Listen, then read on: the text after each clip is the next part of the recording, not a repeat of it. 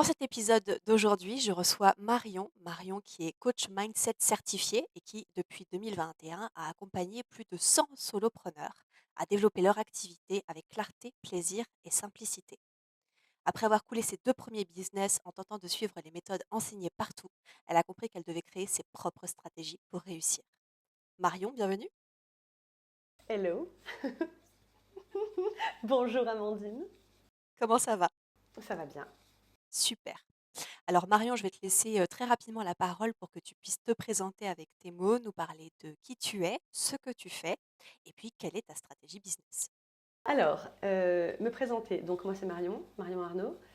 Je suis maman d'un petit garçon de 7 ans. Je le dis en préambule parce que c'est super important, parce que j'ai construit mon activité de coaching autour de ma réalité de maman, séparée, avec pas beaucoup de temps finalement pour le travail. Et donc j'ai créé mon activité de coaching en 2021 après deux autres activités.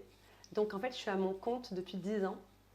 Je pense que j'ai fait à peu près toutes les conneries possibles quand on se lance. Et donc, je suis capable de pouvoir partager cette sagesse de terrain avec les femmes que j'accompagne, qui sont elles aussi des femmes qui se lancent à leur compte, avec pour tout un tas de raisons, avec tout un tas d'imaginaire autour de ce que va être leur vie entrepreneuriale. Et je sais que trop bien que la réalité et ce qu'on attendait est rarement, euh, concorde rarement. Donc moi, je suis cette partenaire pour ces femmes, pour les aider à construire quand même leur activité, celle dans laquelle elles peuvent s'épanouir, sans se laisser trop impacter par les difficultés qu'elles vont pouvoir rencontrer en chemin. Ça me parle beaucoup ce que tu dis, puisque on s'est rencontrés quand moi-même j'étais dans un parcours où je lançais mon activité. Il se trouve que je suis maman de deux enfants de moins de 3 ans, ce qui déjà en soi est un challenge. C'est clair. Et c'est vrai qu'il y a d'un côté la théorie que l'on voit partout, l'image romancée presque, de l'entrepreneuriat où on peut gagner des 1000 et des 100 très peu de temps et cetera. Et puis il y a très rapidement quand même la réalité qui nous rattrape, de ce que c'est vraiment lancer un business. Donc, heureusement qu'il y a des gens, comme toi qui peuvent nous transmettre leur vécu. Ouais, vraiment, c'est super important. Je pense qu'on manque de principes de réalité dans l'entrepreneuriat en ligne tel qu'on le connaît sur, par exemple, Instagram, parce que on est toutes les deux sur Instagram. On a besoin de personnes qui parlent de la réalité. Des personnes qui sont ancrées effectivement et qui vont nous aider à atteindre nos aspirations parce qu'on peut être, ambitieux, hein, heureusement, mais voilà, il faut quand même, avoir aussi ce pied, comme tu disais, dans la réalité parce qu'il y a d'un côté quand même la réussite exponentielle, mais très rapide et puis il y a le fait d'avoir un business durable et je pense que quand on est maman, c'est ça aussi qui va compter pour le futur. C'est pas de réussir un an et après d'être oublié, et de retourner au RSA, mais c'est plutôt, d'avoir une réussite qui va être peut-être plus, espacée dans le temps, mais plus durable, plus robuste. Maman ou pas maman, parce qu'en fait, on n'a pas toutes. Je pense qu'on vient faire l'expérience de ce que c'est que la réussite pour soi. Et c'est difficile au début de faire la part des choses, genre de sentir qu'on est en train de réussir quelque chose si ça ne se conforme pas à une réussite qu'on voit un peu partout. Tu as tout à fait raison. En ça, c'est vrai qu'on voit beaucoup sur les réseaux aussi, tu vois, ce fameux discours de: «Pour réussir, il faut travailler très dur, très fort». Et bah, il se trouve que peu importe d'où on vient, quel bagage on porte, c'est pas toujours possible dans sa réalité, pour n'importe quelle raison. On est maman, on n'a pas que soi à s'occuper, on peut avoir aussi des maladies, des freins, voilà, temporaires, ce genre de choses. Et je sais que toi, sur les réseaux, tu as tendance quand même à communiquer un message que je trouve très sain. Tu vois, tu es dans le faire moins mais mieux. Est-ce que tu peux nous dire un petit peu comment toi tu le définis, comment tu l'appliques à ta vie? Comment est-ce que je définis le moins mais mieux? Je sais que c'est un terme qui est beaucoup beaucoup utilisé, je suis loin d'être la seule à l'utiliser. Oui. Donc quelle est ma définition à moi? Je pense, ben, ça rejoint ce que je viens de dire par rapport à faire l'expérience de ce que c'est en fait la réussite pour soi et pas se calquer sur un modèle de réussite qu'on peut voir un peu partout. Faire moins mais mieux, c'est essayer de comprendre quelles sont les actions dans notre quotidien de développement d'entreprise qui sont réellement nécessaires au moment où on en est nous et par rapport à là où on veut aller. Parce qu'effectivement, on entend énormément de choses, il y a énormément de contenu, de programmes, de formation, de coaching pour nous aider à développer notre activité. Et tout le monde a des choses à transmettre et tout est en soi bon et utile et tout en soi peut fonctionner, mais pas pour tout le monde et pas au même moment, pas en même temps. Euh, et c'est super difficile de faire la part des choses et de s'autoriser à en faire le minimum, surtout quand on croit qu'il faut travailler fort pour réussir. Effectivement, quand on a préparé ensemble cet épisode, tu m'évoquais déjà le fait que on a le droit d'optimiser son temps. On a le droit, on a même tout intérêt en tant qu'entrepreneur à ne plus penser comme une salariée, tu vois, et à ne pas se dire je travaille 8 heures dans ma journée parce que j'ai connu ça avant dans le milieu professionnel, alors que peut-être c'est pas 8 heures de travail vraiment productif et vraiment porteur de valeur et de sens. Ça, c'est super difficile de s'en affranchir parce qu'en fait, la plupart des femmes avec qui je parle, qui créent leur entreprise, leur business de service en ligne notamment, il y a vraiment, vraiment l'aspiration très forte de disposer librement de son temps. L'aspiration est là. Mais l'autorisation pour se la donner, c'est quand même vraiment une autre histoire. Et donc, entre ce qu'on croit devoir faire pour travailler et mériter sa croûte, d'une part, et d'autre part, l'insécurité financière dans laquelle nous plongeons dans l'entrepreneuriat, parce qu'au début, on ne va pas se mentir, quand on part de zéro, ça prend du temps de retrouver une certaine stabilité financière. Oui, Entre ces deux trucs-là, c'est extrêmement difficile de dire je bosse 2 heures par jour parce que j'ai fait l'essentiel. D'un côté, il y a les petites voix, les nôtres ou celles de la société ou celles de notre famille qui nous disent t'es une grosse feignasse, t'es chez toi, tu fous rien alors que tu gagnes pas d'argent d'autre part et que c'est pas comme ça que tu vas remplacer ton salaire de cadre. Alors ça, c'est vraiment le meilleur cocktail pour, moi c'est ce que j'appelle précrastiner. Donc c'est le contraire de la procrastination, c'est en faire un max sans forcément être certaine que ça sert notre vision, notre entreprise et que ça a des résultats. j'adore la terminologie précrastiner. Je la connaissais pas du tout, mais Ah je ouais. trouve qu'elle est très appropriée. Faisons tout, tu vois, sans se questionner si c'est pertinent ou non. Ça, c'est vraiment un comportement qu'on observe beaucoup chez les entrepreneuses solo. Et que j'observe aussi, je t'avoue, quand j'accompagne en fait mes clientes, où elles ont une valeur personnelle qui est beaucoup corrélée aux résultats qu'elles obtiennent. Sauf que les résultats mettent toujours un peu de temps. C'est toujours comme ça. Mais c'est facile de se raconter qu'on travaille fort et qu'on met toutes les chances de notre côté parce qu'on remplit notre journée ou notre agenda de choses, euh, alors que c'est plus difficile de vraiment se dire, ok, en fait, j'ai beau faire tout ça, du mieux possible, je n'ai pas de résultat. Ou pas assez. Et du coup, vraiment, c'est ce que tu disais tout à l'heure, le changement d'attitude par rapport à ça, c'est en fait, dans tout ce que je fais, qu'est-ce qui me rapporte des résultats? Et les résultats, c'est me rapporte des clients, me rapporte du chiffre d'affaires. Et en fait, s'il n'y a que 2 ou 3 actions, c'est là-dessus que je vais capitaliser et je m'autorise à arrêter tout le reste. C'est pas que le reste n'est pas bon, c'est que pour moi, aujourd'hui, ça ne me sert pas. Exactement. Et tu vois, il y a une phrase là qui me revient de Alex Hormozy. Alors, on aime ou pas le personnage, et c'est vrai que lui, il a une culture, une approche du travail qui est quand même assez différente de celle qu'on essaie de porter ensemble aujourd'hui. Mais il a une phrase qui me parle, et je pense qu'elle va parler aussi à mes auditrices, c'est donc, on pose des actions qui vont nous permettre d'atteindre les résultats que l'on souhaite. Toute la difficulté de l'entrepreneuriat, c'est d'être patient et de ne pas faire, entre guillemets, n'importe quoi, de ne pas s'auto-saboter en attendant que ces actions portent leurs fruits, en attendant les résultats. Le plus dur, c'est ça. C'est clair. Et je pense que si lui il le dit, c'est que, pareil, il parle d'expérience. Et en plus, c'est super important ce que tu dis, ça soulève vraiment cette culture du résultat immédiat et de la vitesse, la croissance immédiate.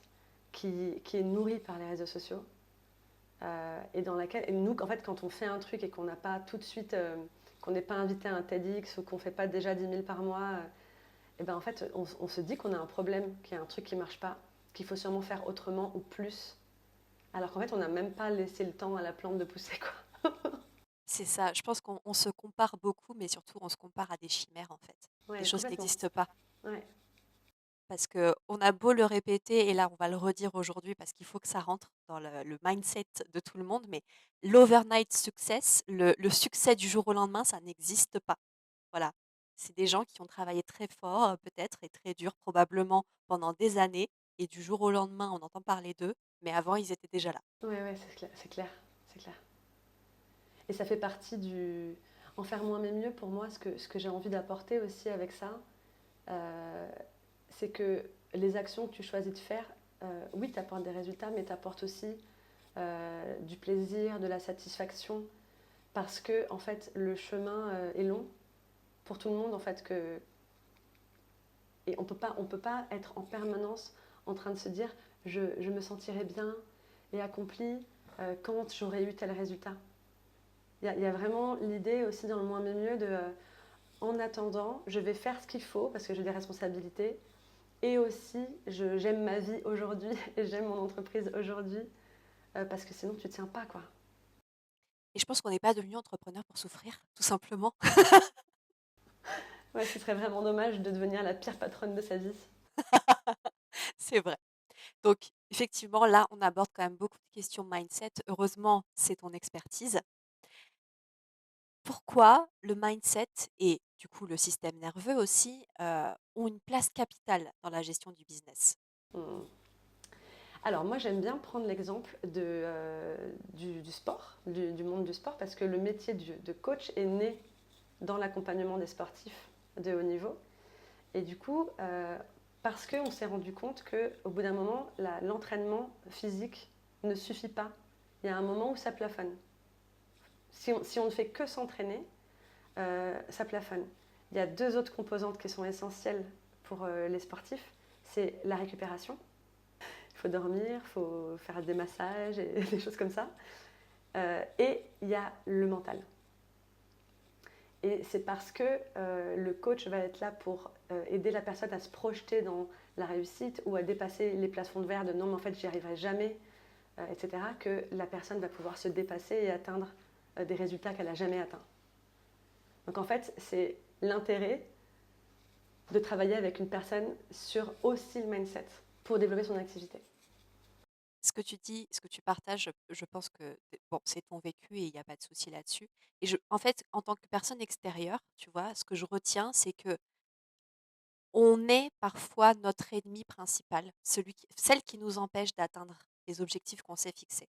C'est-à-dire que pour atteindre un objectif, il ne s'agit pas juste de l'écrire sur un bout de papier, de l'afficher, de la mettre sur un vision board. Bon, ça participe évidemment de faire ça. Mais si on se dit qu'on n'en est pas capable, ça restera sur le support papier et pas notre réalité. Là où du coup, ça va être intéressant d'avoir une approche, bon, mindset, préparation mentale, on appelle ça comme on veut concrètement, mais c'est de se dire que c'est possible et de se dire qu'on a les ressources en soi pour y arriver et que si il nous manque, parce que parfois ça arrive quand même, hein, qu'il nous manque des connaissances ou voilà ou un truc particulier, bah, qu'on peut aller le chercher en fait. Ouais, c'est complètement. Il y a avoir un objectif clair, tu viens de le dire. Il y a faire ce qu'il faut pour. Parce que toutes les personnes qui nous écoutent savent que si vous faites des abdos toute seule à la maison, à 10, vous allez vous arrêter. Avec une personne extérieure, même si ça brûle, vous allez aller plus loin. Et se dire que c'est possible d'aller plus loin. Y croire. C'est vraiment super important de le rappeler. Je pense que, enfin, on pourrait en parler, on pourrait faire un épisode rien que sur ça. C'est clair. Mais et t'as parlé du système nerveux parce qu'en fait, il y a quand même une autre composante. Parce qu'effectivement, il y a toutes les croyances qu'on a qui peuvent nous porter ou nous limiter. Il y a tout un tas d'autres choses pour le coup que tu as raison, on pourrait faire un épisode complet là-dessus, sur les loyautés familiales, sur les conflits identitaires que si je gagne plus d'argent que mon mari ou que les femmes de ma famille, ou est-ce que c'est OK? Voilà, il y a tout un tas de choses qui peuvent nous saboter en fait sans même qu'on s'en rende compte. Et le système nerveux, parce que si on aspire à quelque chose qui est trop éloigné de notre réalité actuelle, c'est un changement voulu et désiré par tout un tas de parties de soi, mais qui fait très peur au système nerveux parce que c'est de l'inconnu. Et du coup, même si on fait tout pour aller vers quelque part qui nous attire, le système nerveux peut lui dire trop dangereux là, on ne connaît pas, donc on va soigneusement saboter tout pour être certain de ne pas y aller. Et ça, en fait, c'est difficile de s'en rendre compte quand on est dedans. C'est parce qu'il y a quelqu'un à l'extérieur de soi, on peut comprendre ce qui est en train de se passer. C'est ça, on peut avoir la meilleure stratégie business, avoir un mental, en acier trempé, être hyper déterminé et tout et que malgré tout ça, ça ne fonctionne pas ou en tout cas qu'on n'atteint pas les résultats que l'on souhaite. Au départ, on n'a pas d'explication et des fois l'explication, c'est tout simplement le système nerveux, notre propre corps et les messages qu'il nous envoie qui résistent au changement. Un changement voulu, mais comme c'est nouveau, comme c'est inconnu, ça fait peur. Euh, à un niveau de conscience qu'on n'est même pas capable d'avoir. Le système nerveux, pour donner une idée aux gens, pour vulgariser un peu le truc, quoi, c'est lui qui gère en fait toutes les fonctions vitales, donc battement cardiaque, transpiration, rythme de respiration, température du corps, des choses comme ça.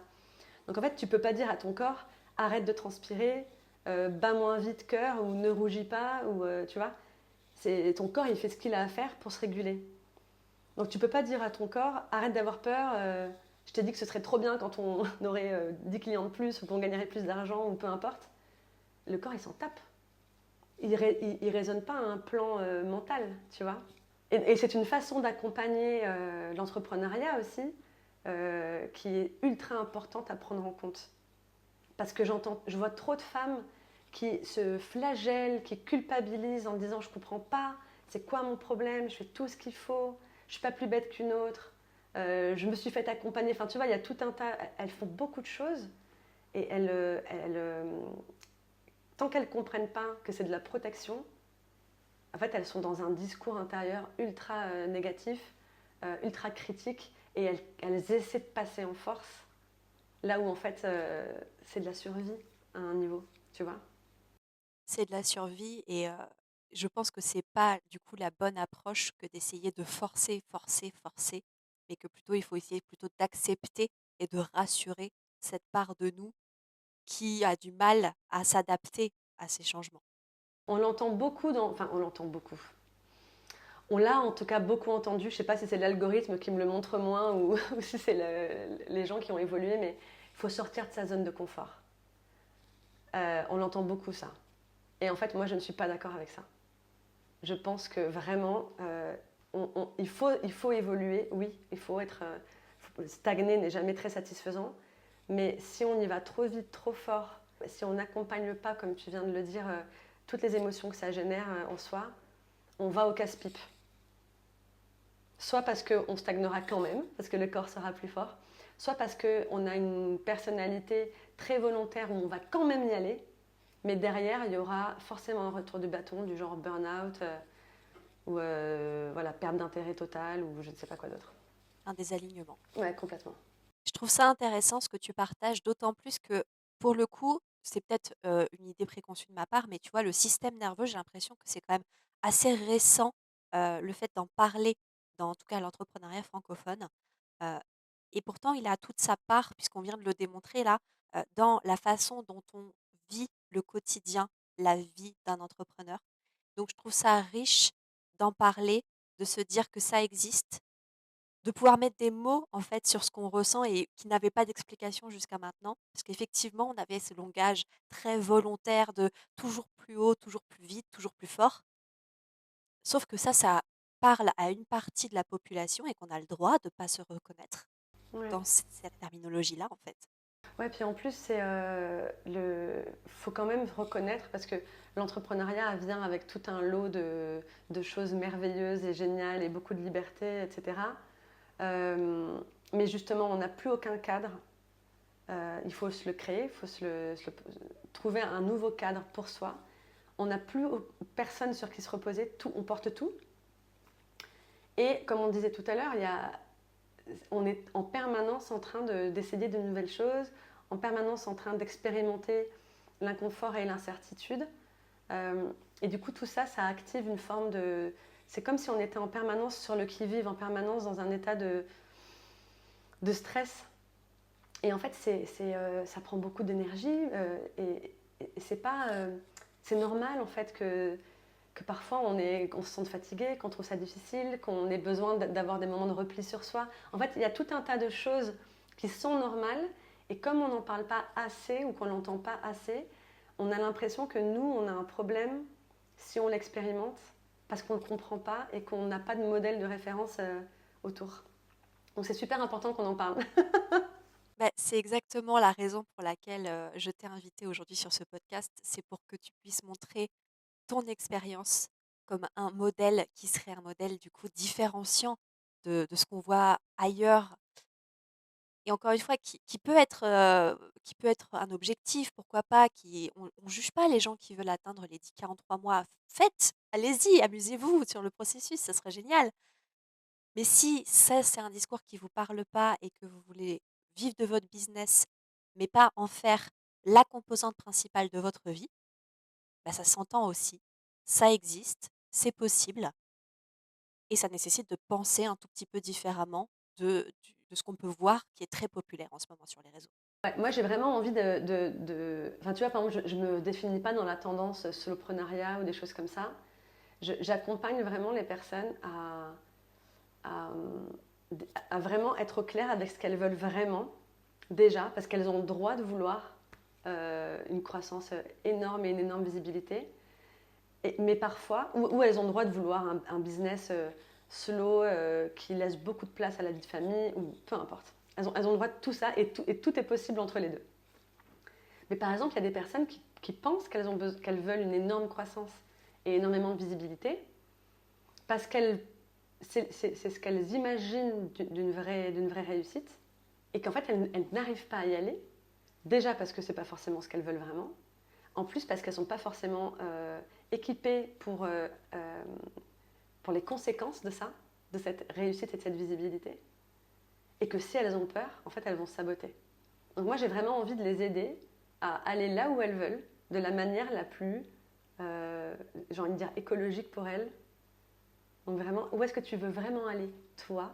Et on va y aller ensemble sans te faire mal, et sans te limiter, et sans t'excuser. Ça, c'est un discours, déculpabilisant qui manque actuellement, je trouve, sur les réseaux. Donc merci de le partager avec nous aujourd'hui. Donc tu disais que c'était possible de faire, de construire son propre modèle de réussite de manière écologique pour soi et donc c'est la fameuse stratégie du, moins créer, plus vendre dans une certaine mesure. Donc est-ce que tu peux nous donner des conseils que tu donnes en général à tes clientes en 2 ou 3 phases ou phrases comme tu préfères, mais des choses qui vont être directement applicables aussi pour mon auditrice aujourd'hui? Parce que tu vois, peut-être qu'elle nous entend et qu'elle se dit: «Ça a l'air génial et cetera», mais j'ai aucune idée de comment je l'applique concrètement aujourd'hui dans mon business. Ouais, ouais, ouais. Déjà, ok, il y a deux choses qui me viennent principalement. La première, c'est que si vous expérimentez de la peur, c'est important de vous arrêter juste un moment et d'essayer de comprendre qu'est-ce qui fait peur et de l'accompagner, cette peur. Parce qu'en fait, vous pouvez, à partir du moment où vous prenez conscience de ce qui fait peur, que vous l'accompagnez et qu'ensuite vous contactez l'adulte en vous en disant ok, je sais que là ça fait très peur, mais t'inquiète, ça va aller. Vous allez pouvoir quand même continuer à avancer vers vos objectifs sans être paralysé par la peur et sans non plus la mettre de côté. Parce qu'il y a plein de personnes qui disent moi, j'écoute pas ma peur. Mais en fait, la peur a un message. Donc des fois, elle est simplement en train de te dire que tu fais fausse route ou que tu es en train de faire un truc qui n'est pas aligné ou que voilà. Donc c'est important en fait de juste prendre le temps d'essayer de comprendre, comme un gamin quoi. Un gamin qui a peur, on va pas lui dire mais non, c'est pas vrai, il n'y a rien qui fait peur. Tu t'arrêtes un instant, tu le prends dans les bras, tu dis t'as peur de quoi et ensuite tu le rassures. Et ensuite on continue la journée. Et il peut continuer à faire du vélo sans les roues. Voilà. La vie s'arrête pas parce qu'il y a eu une petite peur. On l'a accompagnée, cette peur. Ça, c'est la première chose. Et après, par rapport à ce que tu dis sur le moins créer, plus vendre très précisément, ce qu'on disait tout à l'heure par rapport à la précrastination, c'est que dès qu'on commence à rentrer dans une logique de stress, d'urgence, de vite, vite, vite, de peur du manque, etc., on va vouloir en faire plus. Et là, en l'occurrence, si on veut en faire plus pour vendre, on s'éloigne, à mon sens, hein, ça c'est vraiment mon avis à moi, on s'éloigne de l'essence de notre métier. Et moi, j'aime bien dans ces cas-là proposer à mes clientes ou à mon audience de se rappeler en fait, ok, c'est pas, j'ai pas envie de vendre là, j'ai envie d'aider. Si je m'enlève la pression de vendre, de faire de l'argent, de trouver des clients, qu'est-ce que je ferais en fait si j'ai juste envie d'être utile aux personnes que j'accompagne? Je trouve que c'est vraiment une petite question qui peut faire retomber énormément de pression, se rappeler de pourquoi on fait les choses et qui permet parfois de trouver des solutions toutes simples, pleines de bon sens. Et cette phrase s'arrête comme ça. Alors, pour ceux qui ne voient pas la vidéo actuellement, sachez que je buvais absolument les paroles de Marion. C'était super inspirant. Alors, il y a évidemment pour rebondir, encore une fois, on pourrait dire beaucoup de choses. Merci pour ces 2 partages, qui sont pleins de sens, en tout cas qui résonnent beaucoup, en moi et je pense qu'ils vont résonner aussi avec l'audience parce que, tu vois, tu parles de peur et je pense que c'est un sentiment qui est beaucoup partagé, même si c'est malgré nous. Déjà parce que le contexte de lancer, stabiliser son activité s'y prête énormément. Mais aussi quand même, il y a un contexte géopolitique global, tu vois, qu'on ne peut pas ignorer, qui fait que c'est quand même beaucoup plus dur, à l'heure actuelle, de lancer et stabiliser un business que ça l'était il y a 5 ans. Voilà. Ceux qui disent le contraire, bah, prouvez-moi le contraire. Et puis, il y a effectivement le changement de vision qu'on peut avoir. Au lieu de dire: «Vendre, vendre, vendre toujours plus et presque à tout prix» et en rognant sur quoi, du coup? Son énergie, sa ses valeurs, son temps. Voilà, ça veut dire être obligé de faire des choix qu'on n'a pas envie de faire, alors que peut-être des fois c'est juste changer sa vision de la chose et comme tu dis, on est prestataire de service, à la base on est là pour aider les gens. Idéalement, on le fait contre rémunération, ce qui nous permet de vivre et de continuer à le faire bien, mais à la base, quand on se lance dans l'entrepreneuriat, on se lance sur un métier ou sur une compétence où on est expert, mais où on est passionné surtout. Et donc, si l'argent n'était pas un problème, le fameux exercice, business qu'on fait tous normalement, si l'argent n'était pas un problème, on continuerait à faire ce qu'on est en train de faire. Ça veut dire que si on le fait quand tout va «mal» entre guillemets à l'extérieur du business et à l'intérieur du business, et bah, quand ce sera à nouveau une phase de croissance, ça veut dire qu'on continuera à faire, à bien faire, à aider et ça va participer également, bah, forcément à, un cercle vertueux, on va dire, du marché du travail et de l'entrepreneuriat.